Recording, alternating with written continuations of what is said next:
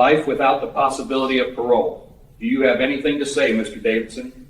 Order, remove the defendants. No, please. I'm sorry. I'm so sorry. Yeah, I'd do it all over again. A deadly couple whose names are Brandon Davidson and Jessica Lynn thought they'd never face consequences. 3 victims, 6 months of terror, and a crime spree that left a community paralyzed with fear. But when the judge read their sentences, their reactions revealed everything about who they really were, and what followed would become one of the most striking moments in criminal justice history. Before we continue, where are you watching from? If this is your first time here, please hit that subscribe button. Stories like these need to be shared, and your support helps us bring more truth to light. The case of Brandon Davidson, 29, and Jessica Lynn, 26, had captivated the nation for over a year. Their trial had been one of the most heavily publicized in state history, not just because of the brutal nature of their crimes, but because of how utterly ordinary they'd seemed before their arrest. Brandon had worked as a mechanic at a local auto shop. Jessica had been a part-time receptionist at a dental office. They lived in a modest apartment, paid their bills on time, and to their neighbors, appeared to be just another young couple navigating life together. But behind closed doors, they'd cultivated something dark. It started with late-night conversations about power, about control, about what it would feel like to hold someone's life in their hands. Those conversations evolved into planning, then into action. What began as a shared fantasy became a shared nightmare for 3 innocent people. Their first victim was Robert Chen, a 34-year-old accountant who'd been working late at his office downtown. Security footage showed Brandon and Jessica entering the building together, dressed in business casual attire, looking like they belonged. They'd followed Robert to the parking garage, and what happened there left investigators shaken. Robert's body was found the next morning, bearing signs of torture that suggested his death had been prolonged deliberately. The second victim, Maria Gonzalez, 41, was a nurse returning home from a night shift at the hospital. She'd been grabbed in her driveway, her keys still in her hand. Neighbors heard nothing. By the time her husband found her car abandoned 3 blocks away, she was already dead. The pattern of injuries matched Robert's case, a signature that would eventually tie the crimes together. The third victim, Thomas Wright, 28, was a graduate student at the local university. He'd been jogging along a popular trail when he encountered the couple. Witnesses remembered seeing a man and woman talking to a jogger near the trailhead, but no one thought anything of it.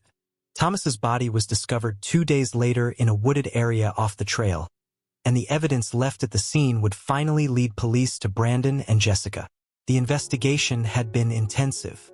FBI behavioral analysts were brought in to profile the killers. The victims had nothing in common, no shared connections, no apparent motive for being targeted except that they'd been in the wrong place at the wrong time. The randomness made the case even more terrifying. The break came when a traffic camera captured Jessica's car near the location where Thomas Wright had been jogging, around the time of his disappearance. When detectives pulled the registration and showed up at Brandon and Jessica's apartment with a warrant, they found what they'd been looking for: trophies from the victims, photographs documenting the crimes, and detailed journals written by both Brandon and Jessica describing their actions with disturbing enthusiasm. The arrest made national headlines. The trial began 8 months later, and from the opening statements, it was clear this would be a case that tested the limits of human understanding. How could 2 seemingly normal people commit such monstrous acts? What drove them? And most troublingly, did they feel any remorse? The prosecution, led by District Attorney Malcolm Peters, presented overwhelming evidence: DNA, forensics, the victims' belongings found in the defendant's possession, and most damning, the journals. Entries written in Brandon's handwriting detailed his excitement about the hunt, his pleasure in others' pain, his belief that he was superior to ordinary people who lived by society's rules. Jessica's journal entries were different in tone but equally disturbing. She wrote about her devotion to Brandon, how she'd do anything to make him happy, how participating in the killings made her feel alive. She described the victims not as people, but as objects, means to an end, that end being Brandon's satisfaction and her place at his side. The defense attempted to argue that Jessica had been coerced, that she was under Brandon's psychological control, that she was a victim of his manipulation. But the evidence contradicted this. Surveillance footage showed Jessica smiling, laughing, appearing relaxed and willing during the commission of the crimes. Her journal entries expressed no fear of Brandon, only adoration and shared excitement. Brandon's defense was even weaker. His attorneys argued diminished capacity, suggesting he had a personality disorder that impaired his judgment. But psychiatric evaluations revealed Brandon was fully aware of his actions, understood they were wrong, and simply didn't care. He was a psychopath in the clinical sense, lacking empathy, but legally sane and responsible for his choices. The victims' families attended every day of the trial. Robert Chen's widow sat in the front row with their 2 young children, their faces frozen in grief. Maria Gonzalez's husband and elderly parents occupied the seats beside them, holding hands, their eyes red from months of crying. Thomas Wright's parents and younger sister filled out the row, their loss palpable in the silence they maintained. The trial lasted 6 weeks. The jury heard testimony from over 40 witnesses, reviewed hundreds of pieces of evidence, and sat through the agonizing presentations of crime scene photos that left several jurors in tears. Throughout it all, Brandon sat at the defense table with an expression of bored indifference, occasionally smirking when particularly graphic evidence was shown. Jessica, by contrast, kept her eyes down, her hands folded in her lap, sometimes crying quietly, though whether from genuine remorse or self-pity was unclear. The jury deliberated for 2 days. When they returned, the verdict was unanimous on all counts. Brandon Davidson, guilty of 3 counts of first-degree murder, guilty of kidnapping, guilty of torture, guilty of conspiracy. Jessica Lynn, guilty of 3 counts of first-degree murder, guilty of kidnapping, guilty of torture, guilty of conspiracy. The convictions brought no celebration, only relief. The victims' families held each other, crying not from joy but from the weight of knowing that justice, while served, would never bring back the people they'd lost. Sentencing was scheduled for 3 weeks later, giving the judge time to review pre-sentencing reports and victim impact statements. Those 3 weeks felt like an eternity for everyone involved. On the morning of December 15th, the courtroom was packed beyond capacity. Extra security had been brought in, anticipating emotional outbursts. Judge Harold Martinez presided, a veteran of the bench with 30 years of experience, known for his measured demeanor and fair application of the law. Brandon and Jessica were led in separately, both in orange jumpsuits, both shackled. They were seated at the defense table, but a deliberate gap was maintained between them, Marshall's position to prevent any communication. Judge Martinez began by addressing the gravity of the proceedings. This court has presided over many difficult cases, but few have presented the level of depravity and callous disregard for human life as this one. 3 innocent people were tortured and murdered, not for gain, not in passion, but for the defendant's perverse entertainment. The impact on the victims' families, on this community, and on our collective sense of safety cannot be overstated. He then invited the victims' families to present their impact statements. Robert Chen's widow, Sarah, went first. Her voice shook as she described the life her husband would miss, the children he'd never see grow up, the hole in their family that could never be filled. "My children ask me every night when Daddy is coming home," she said, tears streaming down her face.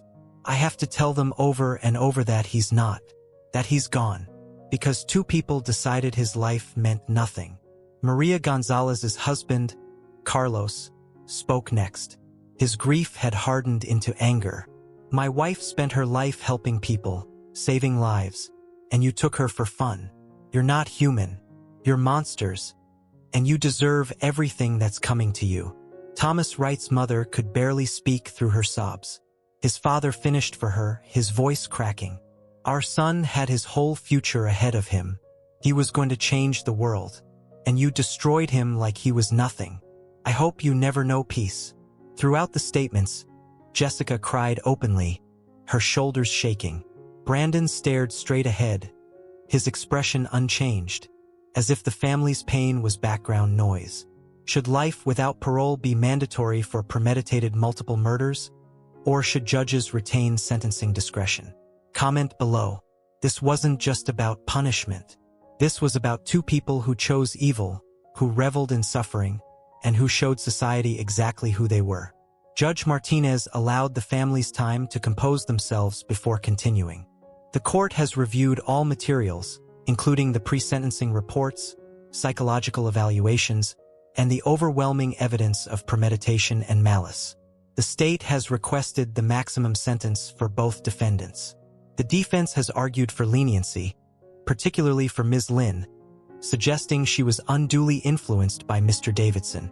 He paused, his eyes moving from the defense table to the victims' families, then back again.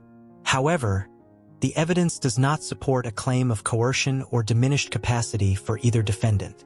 Both participated willingly, enthusiastically, and without remorse in the torture and murder of 3 innocent people. The law is clear on such cases. Judge Martinez turned to address Brandon directly. "Mr. Davidson, please rise." Brandon stood slowly, his posture relaxed, almost casual. His attorney stood beside him, but Brandon seemed utterly unconcerned with what was about to happen. "Brandon Davidson, having been found guilty by a jury of your peers of 3 counts of first-degree murder, along with additional counts of kidnapping, torture, and conspiracy, it is the judgment of this court that you be sentenced to life in prison without the possibility of parole for each murder count, to be served consecutively. You will spend the rest of your natural life in custody, and you will never be eligible for release." The courtroom held its breath, waiting for Brandon's reaction. He smiled, not a nervous smile, not a grimace, but a genuine expression of amusement.